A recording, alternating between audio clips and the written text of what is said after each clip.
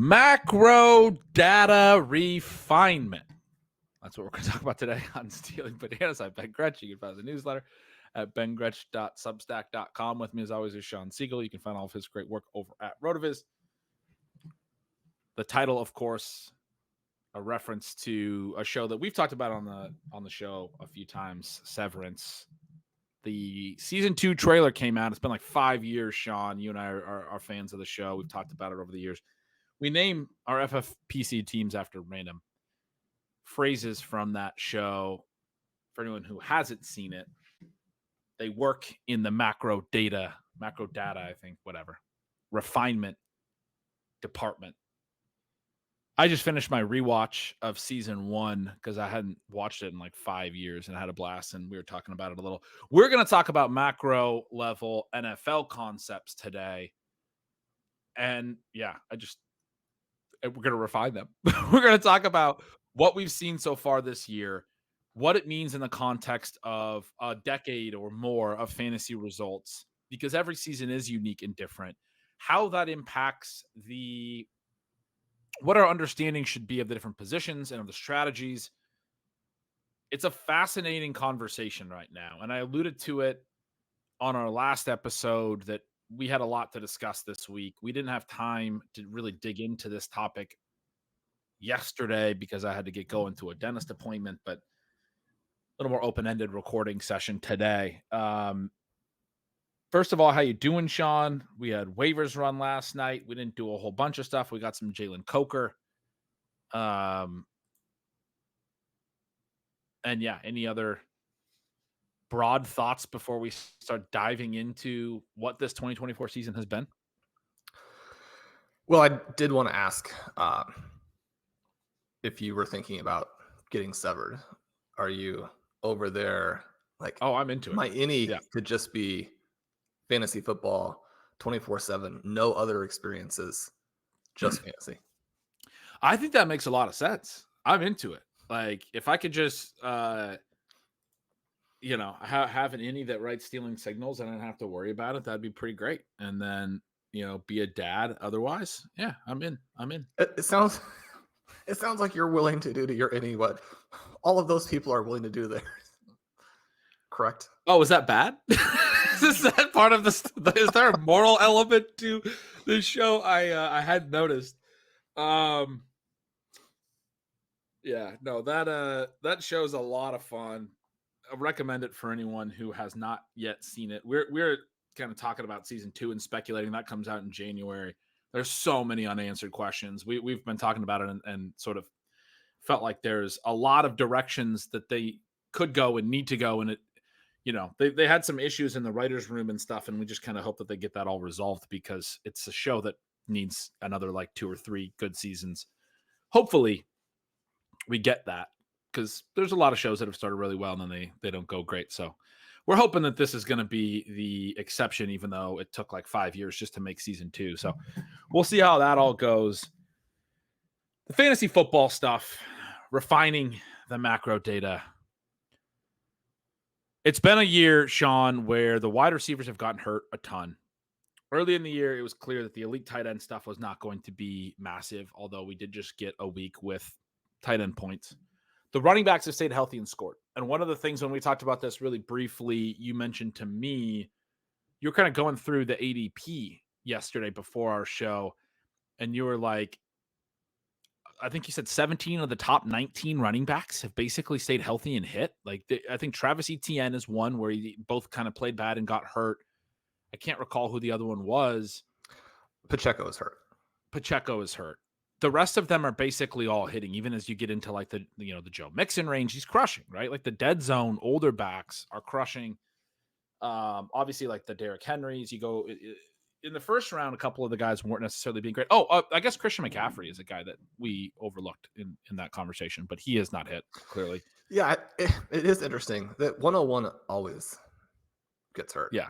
Just don't pick 101. You just sort of put that one aside. Beyond that, though, as well, you get 3 more, really, where Javonte Williams at running back 20 obviously has been a bust, but then David Montgomery, DeAndre Swift, Ramondre Stevenson, the top 23 have been extraordinary as a position group. Yeah. And like Brees and Bijan had their moments that weren't necessarily amazing. Achane has been, and the Achane stuff is so fascinating. They have 15 team high value touches this past week, which is, the receptions and touches inside the 10. If you throw to the backs and if you're a good enough offense to actually get plays down and close, that's a really positive stat. That those 15 is the single highest for any team in the game this year. The NFL high, I believe, is the Bucs right now, and they average 9 per game.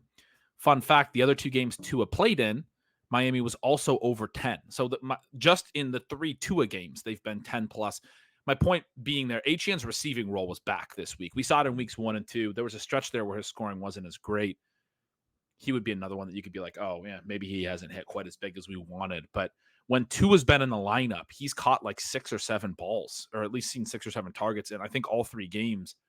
And it looks like he's going to be a stud going forward as well. We talked about Jonathan Taylor on the last show. There's some ways that it could really work out for him. Some of these guys aren't necessarily smashing, but obviously the other ones are. Kyren Williams is hitting in a big way. Saquon Barkley's hitting in a big way. We mentioned Derrick Henry, who's just throwing back to his prime, right? He's showing no age at all. He's leading the NFL in rushing yards, over 900. He has 11 TDs. He looks fantastic. All of the this is the ceiling case in the range of outcomes for the running backs.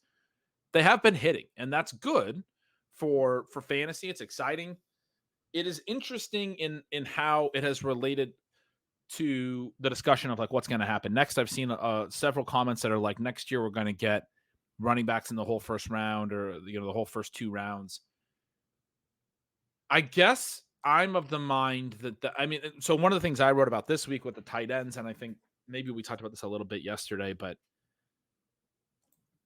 people are really attacking the idea of an elite tight end. And I think I would argue that the outcomes at tight end this year have just validated why you chase an elite tight end, which is much like running back.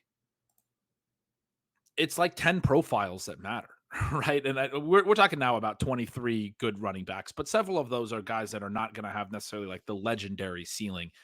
It's a little bit deeper at running back, but really we decide whether running back has a great year based on whether these top running backs hit, whether, it's 20 or so, right?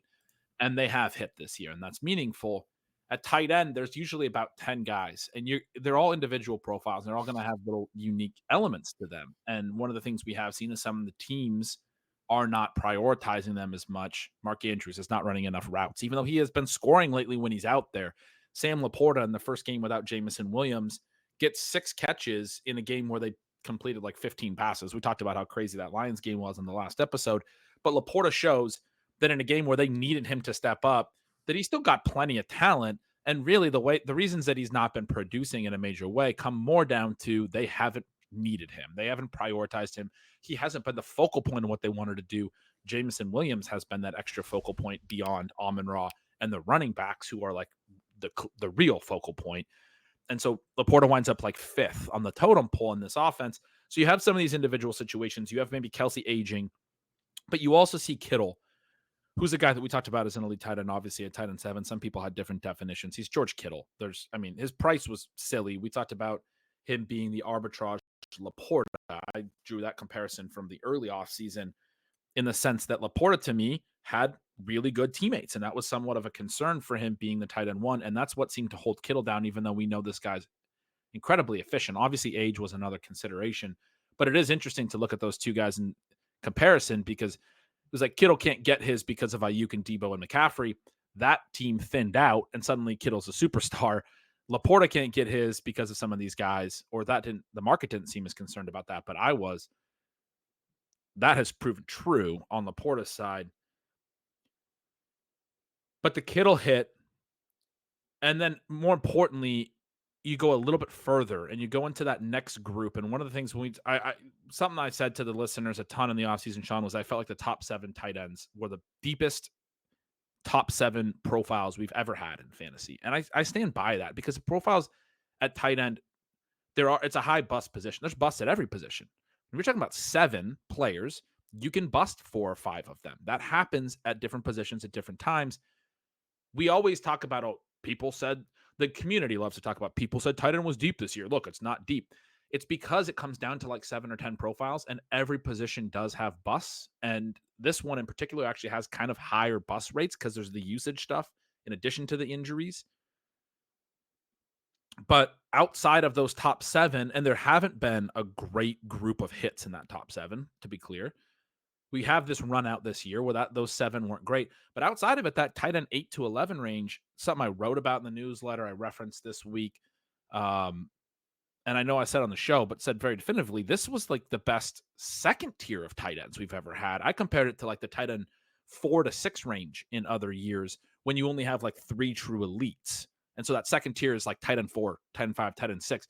And I thought the tight end 8 to 11 was maybe even better than the tight end 4 to 6 in these other years, in the sense that David Njoku was this veteran who just was coming off the best yards per out run of his career.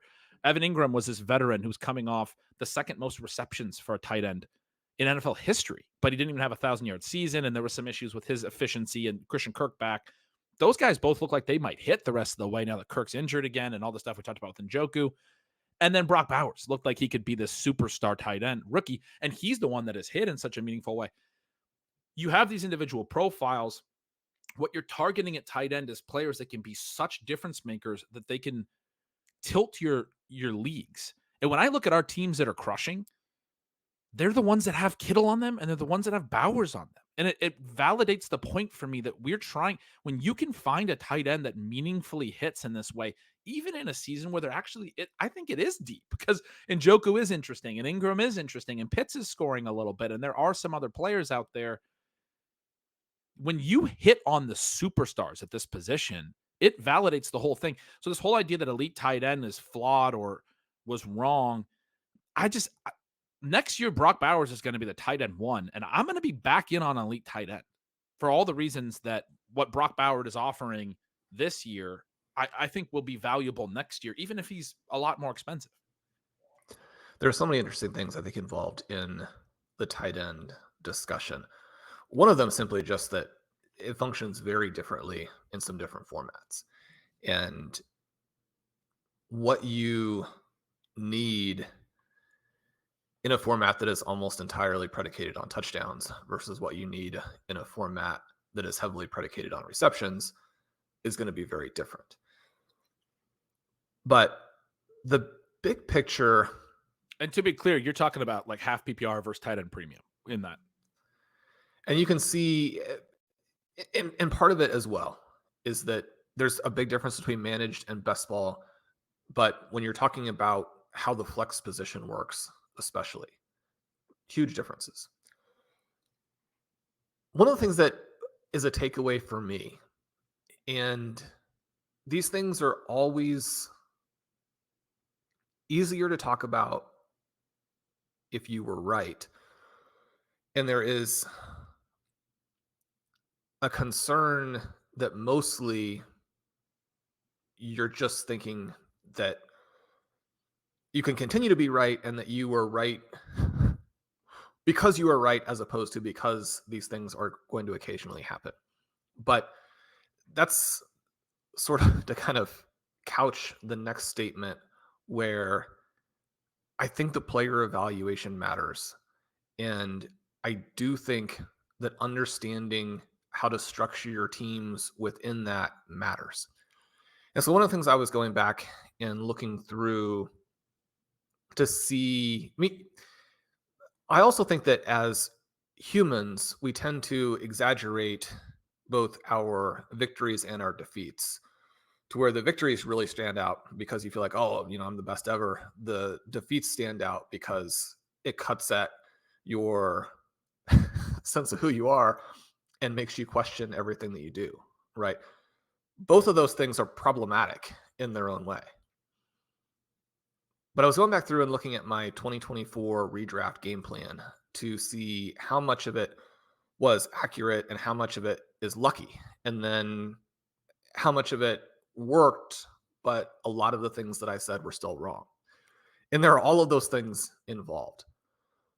But that article was written kind of specifically looking at the Apex Expert League, which is kind of a more neutral in between the two kind of extremes that we talked about there, where it's just a simple 1 PPR tight end format, 2 running back, 3 wide receiver, 1 flex, the kind of straightforward default format for all of fantasy. And then obviously you've got plenty to go in different directions off of that, but a very neutral format, very good format that Mike Brody runs. He and I are actually tied for first place right now. And so you're feeling like, well, we know we probably did something right. Looking through that, and that article was also, had the mega tier title and sort of philosophy. But the idea working through there is, how do we maximize what we can get from a draft plan by understanding where the tiers are and trying to leverage our ability to dominate each position by understanding that interaction of tiers and price. Those things are all pretty straightforward, but I do think there's an execution element that will allow you to consistently be good, or allow you to only really hit when you run hot on picks or health. It comes back to this idea of looking at the tight ends and structuring things around them, but understanding that if you have a tier that is actually very flat, you need to be selecting from the end of that tier. One of the reasons that we're doing really well, despite the tight end position at the top actually being awful, is that our analysis of those top guys was that they were not going to separate other than potentially Trey McBride. We'll see how it goes down the stretch. Obviously, Travis Kelce, Mark Andrews coming off of big seasons. But the point there with Laporta and Kelce and Andrews were that they were overpriced. Now, we also like Dalton Kincaid, which I would throw in as the one player evaluation sort of pick from that group that hasn't hit. And now certainly that Keon Coleman is looking good and they have Amari Cooper. The path to that hitting is now pretty curtailed, even though I would expect Dalton Kincaid to emerge. But as you, again, sort of think through the elements there, you're looking at guys who are in a good situation and are potential risers. It doesn't always work. It didn't work with Kyle Pitts, right? But when you're thinking about McBride and what he could do, contrasting that with Laporta, one of the things I really appreciated all offseason in terms of the way that you were explaining it is simply that Laporta probably does have to be the top-ranked guy, but Trey McBride has the higher ceiling. Part of that is probably just simply talent, but then part of it is that contextually, it's going to be very difficult for Laporta to actually score in a way that matches his price. The price matters on these guys. And because you have this... And some of that was like a projections-based thing as well, which I think matters. But yeah. Right. And so when you get this mega tier at tight end and you're saying the end of it is so strong, the other thing, for us at RotoViz was, I was really worried that at a certain point we were getting over the top, because when I was doing my rookie 101 series and looking at these 5 to 6 guys that I thought all were legitimately in the mix for the 101, not like, oh, you could make kind of a silly argument that these guys should be, but legitimately in the mix. And certainly right now we have 5. If anything, the one who went 101 is the guy who looks the least in that mix when we're talking. And then the 102, Marvin Harrison, maybe the next least in that mix when we think about Bowers and Neighbors and Jane Daniels and what those guys are doing. But in writing about that, I wrote about Bowers as the generational prospect of generational prospects. Blair wrote about Bowers as being the most undervalued player in redraft and in reality. Kevin wrote a glowing piece. Neil wrote a glowing piece. They came basically at the same time. We're like, Neil, we've published so many things on Brock Bowers. We need to actually punt this for like 3 weeks to give the readers a little bit of a break from our flagrant Brock Bowers propaganda. But price was a part of that in terms of how you're putting it all together, because the difference between being wrong on Brock Bowers versus being wrong on Kyle Pitts in his second year and Dalton Kincaid in his second year, it's a difference because Brock Bowers is in his first year, right? But the prices there are extremely different. And if you have that evaluation on a Brock Bowers at that price, you have to go for him. But then even with that, it's tricky because, as you mentioned, Evan Ingram and David Njoku were also set to smash. And one of the last articles I wrote before the season actually started was about Njoku and I mean, how he was maybe the guy that would tie your entire roster together because of injury. I mean, and because Deshaun Watson was so bad, that hasn't played out. But as you pointed out, I mean, he could be the tight end one rest of season. If something happens, and I'm totally knocking on wood, but like if let's just say if Bowers didn't hit the way he did, I was going to say if something happened to him injury related or something, Njoku could wind up being the guy that is like if Bowers is not a part of the equation, Njoku could be the guy we're pointing at and going as the best latest pick, right? Or I mean, obviously Kittle is going to be as well, but I don't think that was wrong by any means on Njoku. Were you done with that point? Sorry, I kind of cut in there. No, and you remind me then of Kittle, where Kittle again, you're talking about the player who, within the context of a loaded offense, led the position in yards last year, and his peripherals over the last like 6 seasons are so extravagantly fantastic that if people are going to give him to you at that price, then people like Laporta and Kelsey and Andrews, and then again, like from a revisionist perspective, Dalton Kincaid, I mean, they should be completely off the table. And fortunately for us, that's mostly the way that we drafted. I think that matters. I think that is sustainable to work through how you can unlock the most value out of your roster, because there's a big difference between saying I'm going to wait for these guys who are equivalent and priced less expensively, and I'm going to go down and start scrubs because I think the tight end position doesn't matter. Even that can work, right? Because Tucker Kraft is awesome. You now may be in a situation where Cade Otton scores a ton of points the rest of the way, but it is thinner. It does require more luck. At both ends of it this year, there was a lot of risk. But it also, I think, is important because that element interlocks very strongly with the other things that are going on. Because as I was kind of looking through our teams, looking through who's hitting, who's not, where those guys are being picked, it was very clear to me that the power of Bowers and McBride and Kittle is being neutralized a little bit right now simply by how many running backs are hitting. And if we get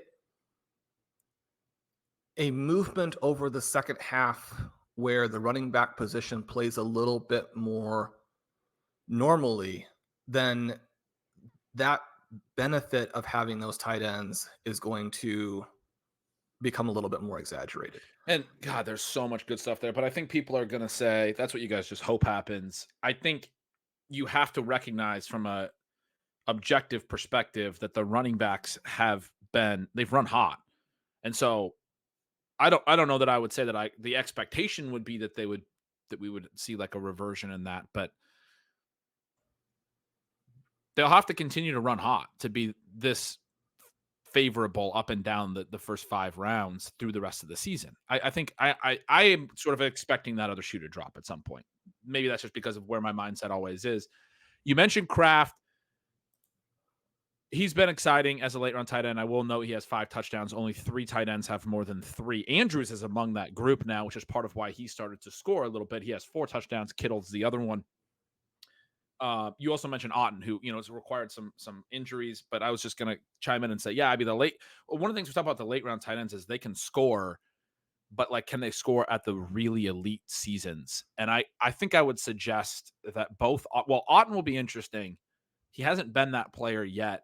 He also seems like clearly Baker's top target now going forward in that first game with those other 2 receivers out, although Evans should be back. Kraft, I think from a target share perspective, he's run really hot in efficiency, some big plays and 5 touchdowns was my point. That's probably going to level off a little in the second half, and he's probably not going to finish like tight end 2. But he's now sort of in the same position as Sam Laporta and at very different prices. But so Laporta's one I wanted to go to too, as you talk through all that. I made the Laporta to Kittle comparison. If we want to talk about like whether elite, this is a very semantical point about elite tight end is what I'm getting at. And I see this argument a lot in the fantasy community, and I'm not trying to like come at anybody, but I'm trying to talk to the listeners who consume a lot of content and want to know our thoughts about it. I think that the conversation about whether elite tight end is hit or not hit or whatever is like mostly just been not necessarily argued the way that I would. I think it comes down to the specific player profiles. I think a lot of people didn't like some of the top profiles. I made the case that the 7 profiles were the best that we've seen. A lot of people just thought Dalton Kincaid wasn't good enough. His prospect profile wasn't good enough. He wasn't good enough as a rookie. You shouldn't be that high on him. That might be true. I felt for him and for Pitts that there was enough there from a projection standpoint. These guys could really get going. For me on Kincaid, the reason I really liked the year 2 thesis, because you still are saying this is a first round pick, and we can miss on these guys. And Kincaid does have stuff in his college profile where he had like 3 collegiate seasons of 8+ touchdowns. Like he had efficiency in college. There was reason to believe that he could take a year 2 step forward skill-wise, like a Tucker Kraft, for example.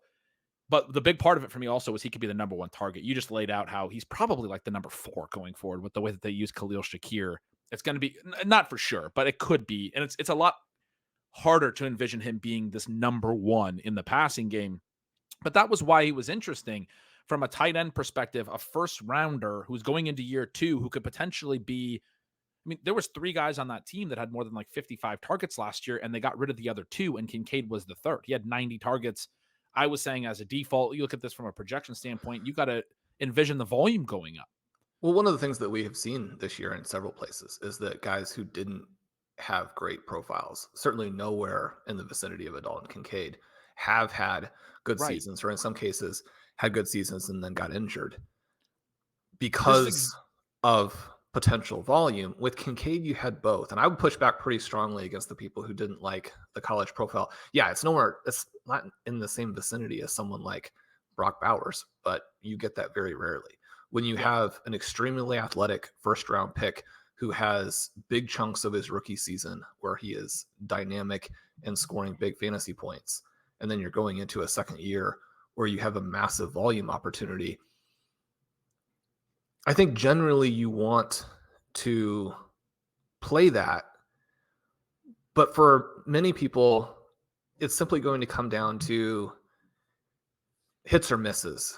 And if you are willing to draft second-year players, especially if they do get somewhat expensive, like Kincaid did, then, I mean, you are putting some of your teams in a spot where they have both more upside than your competitors and less certainty because you have taken that wider range of outcomes swing.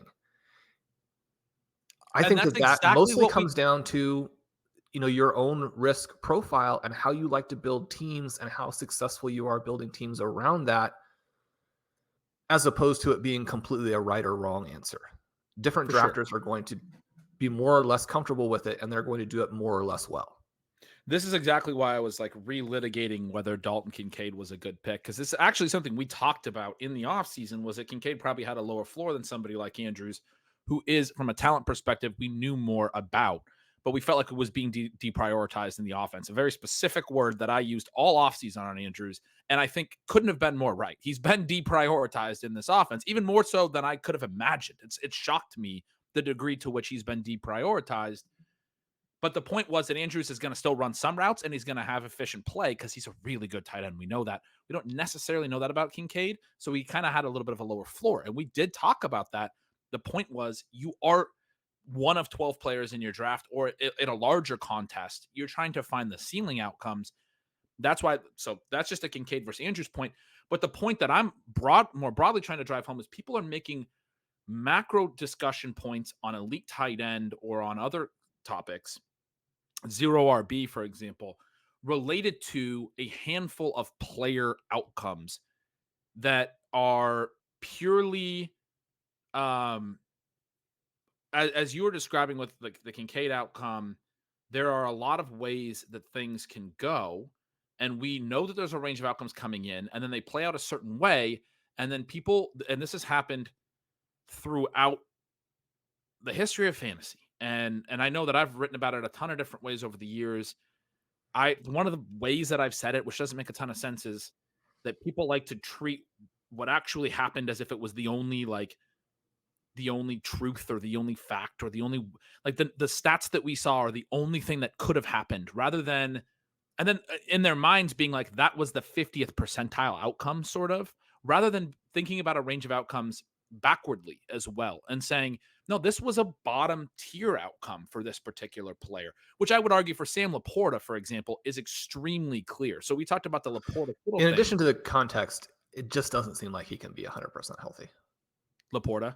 Yeah. Yeah, and maybe that's true, but I would also argue with the Laporta Kittle thing, I think the parallels are extremely clear. And you talked about Kittle he led the position in yardage last year and being this efficiency stud over all these years. The reason he was going tight end 7, and a big part of the issue with elite tight end for people just really came down to like George Kittle being mispriced, I think, is part of it, because a lot of people liked George Kittle.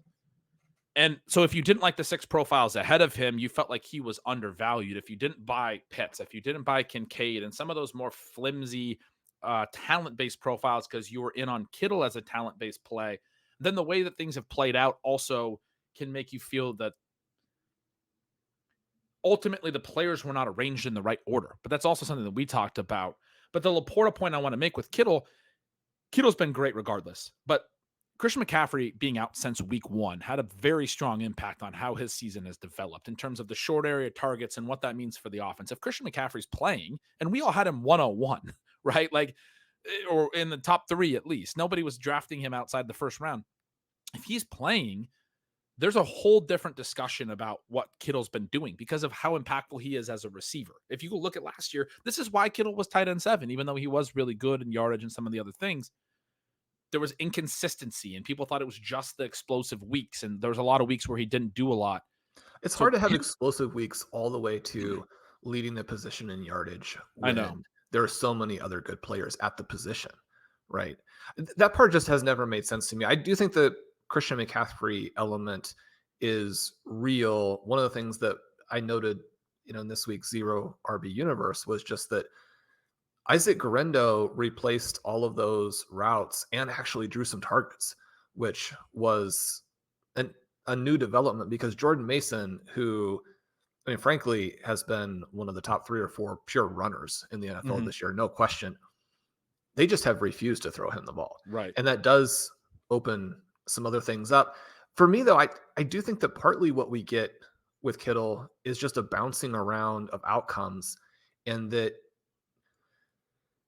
you get some sequencing that is maybe favorable. Some people are going to say, if that's your argument, then maybe his rest of season outlook isn't as strong. I mean, he scored a bunch of touchdowns. I don't necessarily think that he's going to do that the rest of the way. And yet, when you are drafting arguably the best player from the entire group, you're creating exposure to that in a way that you simply don't get. You either don't get otherwise, or you get at much more difficult prices again because the price matters so much. I completely agree on Kittle. I'm not trying to even discuss Kittle. I'm trying to lay out why he may have been a little bit underpriced and some of these other guys went ahead of him, because I think that a lot of the other discussion that I'm hearing basically is it could be boiled down to it was wrong that Kittle was going behind a guy like Dalton Kincaid, which whatever. But the point I was trying to draw is that Kittle and Laporta's profiles were very similar, which is a point I made in the offseason a lot, like I said, and I stand behind, which is that if you're the 3rd or the 4th player in your offense, you can sometimes get forgotten about a little bit when you are the tight end. And the other play, when I was referencing Christian McCaffrey and Kittle's offense being out as a first-round pick, the player I want to mention in the Lions offense, who was a 9th-round pick and a lot of people thought couldn't play because he hasn't done anything yet in his career, is Jameson Williams. And then he has been something of a breakout and the other key part of their passing game. And like you said, maybe Laporta's hurt, but imagine a scenario where Jameson Williams continues to be a 0 like he was. This just gets back to the range of outcomes, type of thinking. And then also imagine a scenario where potentially one of the running backs goes down or something, right? Like David Montgomery isn't having the year he is in the way that Christian McCaffrey hasn't been in that other offense. It seems very clear to me that Laporta could be having a very strong season because the bet on him was he had a great rookie year, one of the best of all time. It's not going to be the best of all time after this year because Bowers is doing incredible things. But if you don't remember what Laporta did last year, it was an incredible rookie tight end season. And as far as a year 2 bet, everybody felt very confident that this is a good football player because he stepped on an NFL field as a rookie tight end and did what he did. He hasn't produced a ton, either maybe through health, as you said, or because of the other options in the offense, which I do think is, for me, the bigger reason. When you have Amon-Ra, when you have a very run-focused offense with two good backs, and you're trying to integrate Jamison Williams, which it seems like their focus has been trying to integrate Williams. I believe the Lions are dead last in pass plays per 60 minutes. And we all knew that the Lions' running game was good. It's one of the reasons that both backs were drafted so early. I mean, you contrast where they went even to where the Dolphins backs, who had that, miracle season in 2023, where they were going. Ben, this Lions team is like those 2001 to 2005 Dick Vermeil Kansas City Chiefs teams, where every single offensive lineman is a Hall of Famer, and Priest Holmes has the best vision in football, and Vermeil's run scheme is the best run scheme in football. And you put those three things together, and you're like, we run more explosively than almost any other team passes. And there's that stat out there that incredibly unique situation. Running games just don't work like that. Every team that's played this team has gone on to lose the next week. The Lions will just beat you up, right? And that's very clear. You just laid it out. Their offensive line is that good. They are just stronger and more physical than you. But I'm making this point very, very long about Kittle and Laporta. But essentially, I think the way that I would boil it down is if you flip their outcomes, and I'm trying to make the case that wouldn't be that crazy. That's what ADP suggested, that they were fairly similar players, and that Kittle is probably run hot in terms of teammates not really being there. In addition to Ayuk only recently getting hurt, his holdout impacted his first few weeks. I mean, Kittle had to be the focal point of this passing game, right? And we knew that he could be if things opened up, but not having McCaffrey, not having Ayuk, Debo not even having a great season yet, has all left it on Kittle's plate, and he's clearly good enough to do that. I think we all knew he had the talent to do that. I think similar could have happened for Laporta, and similar to what's happened for Laporta could have happened to Kittle. We've seen it at times in his career. The fantasy community and you talked about the sequencing of outcomes. The fantasy community has outright been frustrated with Kittle's role at times where he's being used as a blocker too much, and it's not good for fantasy as a result. If they were a little bit more like their ADPs and these outcomes ran a little bit, and I'm just talking about the range of outcomes, Laporta has been a very low outcome in what he could have been. Kittle has been a high outcome. If those are flipped, the entire elite tight end conversation, I feel like, is different. I feel like people are actually making the complete opposite point, which isn't here or there because we were actually in on Kittle and we were out on Laporta. But I'm just saying, from my perspective, this is all comes down to the individual profiles and where they've hit in their ranges and what people want to say. More broadly, you look at those first 7 and they're not hitting collectively. And then you look at the next group, the tight end 8 to 11 group, which was still a strong upside profile group if you were really analyzing it correctly. And those are hitting the ceilings in the same year where the top 7 aren't hitting. And then it becomes clear that you'd rather have Brock Bowers. You'd rather have even Njoku at this point, who I argued in Stealing Signals is probably tight end 4 going forward or something up there in the top 5 range. You'd rather have these cheaper guys in your build, in addition to the part, Sean, where the running backs are scoring. The builds that are going to win are going to be the early running back builds that then hit on the middle tight ends. But I don't think that says what people want it to say when we're just talking about like a dozen tight ends and a dozen running backs. And now we're, if 3 or 4 of them go a different way in their range of outcomes on each side, that's a lot of players. I'm saying if 6 or 8 outcomes were different, I'll acknowledge that. My point is, I go back to that line that I've used for years that you added to one of my columns years ago, but that fantasy managers take the wrong lessons from, the 1 year of outcome. This year's outcome has been very unique. And when we talked about it yesterday, you harkened back to 2016, which I thought was fascinating. I hadn't gone that far in my head yet, but the 2024 is basically, you've been saying for years, we're going to have another 2020 or 2016 at some point. It's basically 2016 all over again.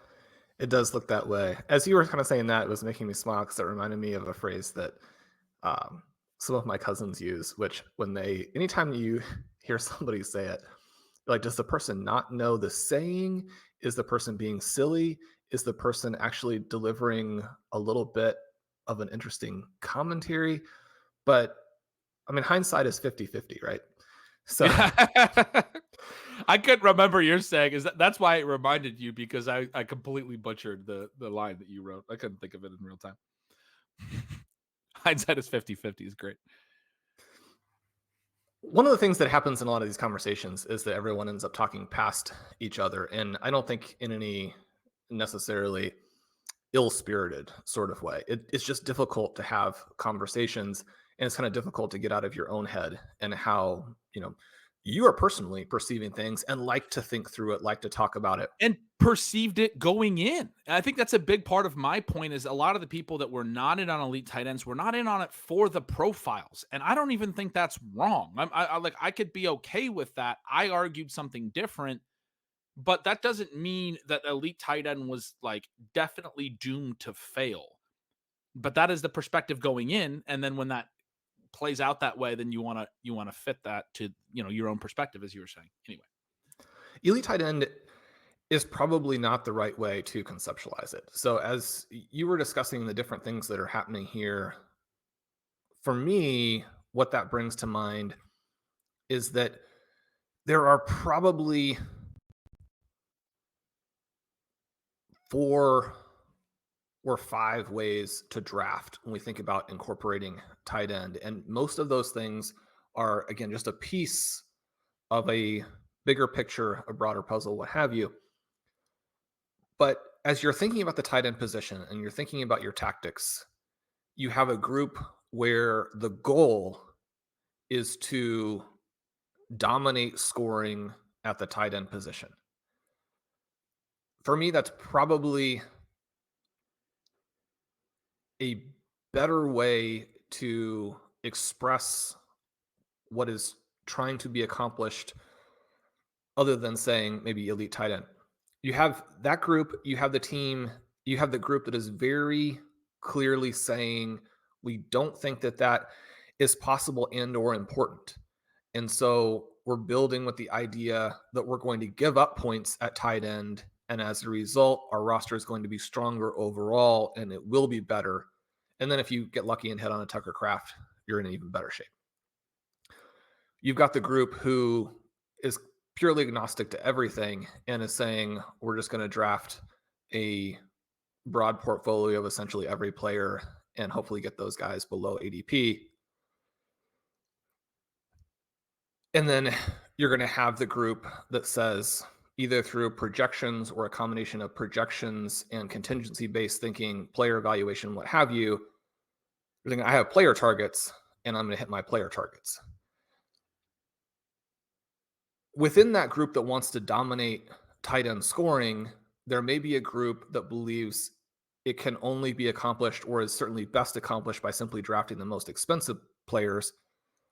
And there's going to be some truth to that most of the time, in that ADP is a fairly good reflection of, where you're most likely to get certain types of scoring levels. And then you're going to have that group that thinks that maybe they can pretty consistently hit the Kittles, the Bowers, etc. So, and as I kind of lay that out for myself, trying to understand what I think people are doing, because it's helpful to try and understand the different ways people are looking at it. Sometimes it makes you modify your own approach. Certainly, it helps you think through the strengths and weaknesses of your approach. It may help you figure out some small ways. I don't think there are any massive edges, but small ways that you can gain a tiny edge on people who are approaching it differently by simply giving them the benefit of the doubt in terms of understanding what they're trying to do. If you don't understand what other drafters are trying to accomplish or what the strengths and weaknesses might be, not only are you probably going into your own approach without a ton of information, but you don't know how you can exploit what other people are doing. So as you discussed where we are with these tight end profiles, that's what it made me think of, that we have these different groups of drafters who are trying to accomplish different things.